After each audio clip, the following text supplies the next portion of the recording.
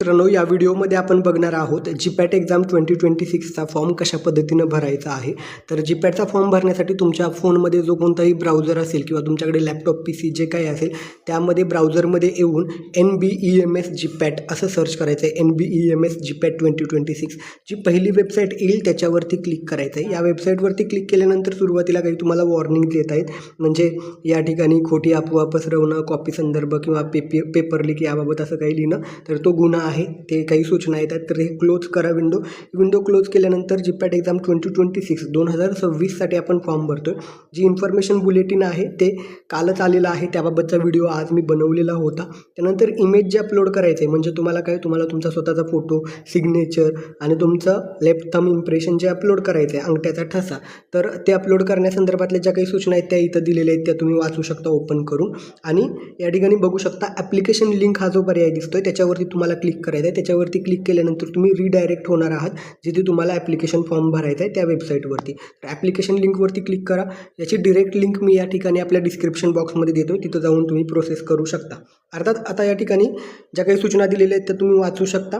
ठीक आहे. आता तुम्ही पहिल्यांदाच फॉर्म भरताय, याच्या आधी रजिस्ट्रेशन केलेलं नाही आहे, कारण 2026च्या जीपॅटसाठी पहिल्यांदा फॉर्म भरताय.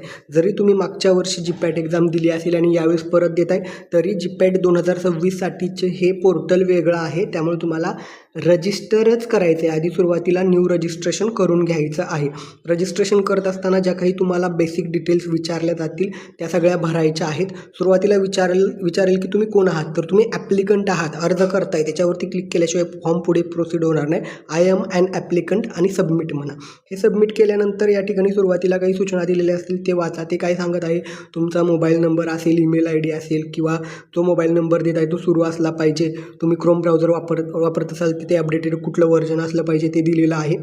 एक्झाम सिटी नाव वगैरे या सगळ्या गोष्टी 2 वेळा परत तपासून बघा. आणि फॉर्म भरत असताना तुम्हाला जे रिक्वायर्ड डॉक्युमेंट आहेत ते सोबत पाहिजे. सिग्नेचर, थंब इम्प्रेशन या सगळ्या गोष्टी तुमच्याकडे पाहिजेत. आणि त्याच्यासाठी जे इमेज अपलोड सेक्शन होता त्यामध्ये त्यांनी जी काही साईज स्पेसिफाईड सांगितलेली आहे त्या साईजमध्ये आधी करून घ्या आणि मग फॉर्म भरायला प्रोसीड करा. तर त्यांनी जे काही इन्स्ट्रक्शन दिलेले आहेत फॉर्म भरण्यासाठी, फोटो, सिग्नेचर, थंब याची साईज किती पाहिजे ते सगळे डॉक्युमेंट तुमच्याकडे रेडी असणं गरजेचं आहे. या सूचना वाचा, पुढे प्रोसीड करा. आय ॲग्री क्लिक करा की हे सगळ्या गोष्टी तुम्ही व्यवस्थित वाचलेल्या आहेत. तुमच्याकडे यापैकी जे डॉक्युमेंट दिलेले आहेत ते आहेत, याला ॲग्री करा आणि पुढे प्रोसीड करा. ठीक आहे. तर फॉर्म भरायला प्रोसीड करण्याआधी ह्या सगळ्या गोष्टी तुमच्याकडे आहेत का याची खात्री करून घ्या आणि मग भरायला सुरुवात करा. कॅन्डिडेट नाव, तर हे लक्षात ठेवा, नाव भरत असताना मिस्टर, डॉक्टर वगैरे हे तुम्हाला आहे ते कुठलंही टाकायचं नाही आहे. डिरेक्टली फक्त तुम्हाला नाव लिहायचं आहे.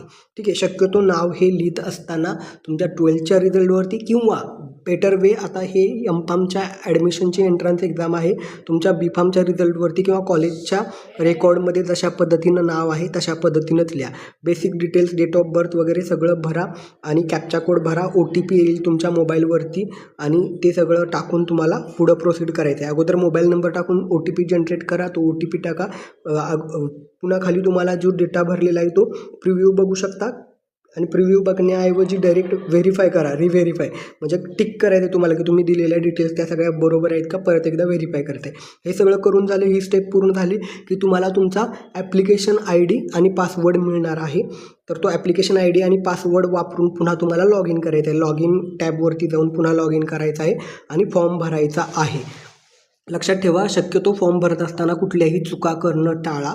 करेक्शन विंडो ही असणार आहे. आज सकाळच्या मी बुलेटिनचा जो व्हिडिओ बनवलेला आहे, इन्फॉर्मेशन बुलेटिन, त्यामध्ये सांगितलेलं आहे. तरी देखील शक्यतो चुका करणं टाळा. भरत असताना सगळं व्यवस्थित भरा. जितक्या लवकर फॉर्म भरता येईल तितक्या लवकर भरा. भलेही त्यांनी मुदत दिली असली तरी लवकर फॉर्म भरा, कारण का तर NBEMSचे एक्झाम सेंटर खूप लिमिटेड आहेत. त्यामुळे तुम्ही जितका उशीर करणार आहात तितकं तुम्हाला एक्झाम सेंटर दूरचं मिळू शकतं. तुम्हाला जवळचं चॉईसचं एक्झाम सेंटर हवं असेल तर लवकरात लवकर फॉर्म भरून तुम्ही घेणं गरजेचं आहे. तर काय करायचं आहे, सुरुवातीला तुम्हाला रजिस्टर करायचं आहे. रजिस्टर करत असताना सगळ्या डिटेल्स टाकायच्या आहेत. ते झाल्यानंतर तुम्हाला ॲप्लिकेशन ID, पासवर्ड आहे तो वापरून लॉग इन करायचा आहे. फॉर्म फिलअप करायचा आहे, सबमिट करायचं आहे.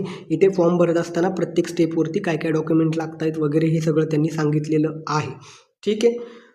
तर अशा पद्धतीनं जीपॅटचा फॉर्म भरायचा आहे. होप सो मी दिलेली माहिती तुम्हाला आवडली असेल. जर स्वतः मोबाईलवरती भरत असाल तर कुठलीही गोष्ट सबमिट करण्याआधी सगळ्या गोष्टी करेक्ट आहेत याची खात्री करून घ्या.